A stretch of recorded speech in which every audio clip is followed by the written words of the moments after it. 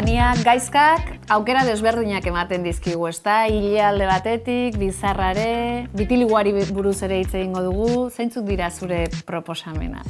Bueno, guk ikusi dugu zen aukerak izango litzateke bat lehengoko aukeran bai dago igual aldietatik laburtzu hau eta gero hemen goikaldiendeko volumena baina gitzi hau. Gero bigarrenien izango litzateke honen antzera baina flekillo bat jarri. Bai, berak pisajismo aldera masaie alboak tekos oso markatuta, eta hori oso polita da, bai. Eta gero baita bizarrak horreri lagundu ite hotza, azkenien.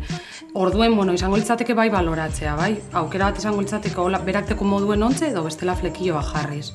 Eta hirugarrena azkenien da dana labur egitea. Bai, hori da. Orduan, horrekin lortzen dana da bekokia, bere lehengo aldea eta baita bekainak, bai, gehiago igertea. Bueno, Estefania, eta berak daukan bekain politori, bitiligodun txuria, hori suposatzen da batzutan margotu egiten dela, edo saiatzen dela aurpegian integratzen, baina nik uste aukera ona ere dela hori errespetatzea eta bere marka bezala ustea ez, nik ez nuke izkutatuko, marrastuko, ezer guzti hori erabili behar du, bere marka da. Unaiekin bat nator, ni dagoen bezala utziko nuke.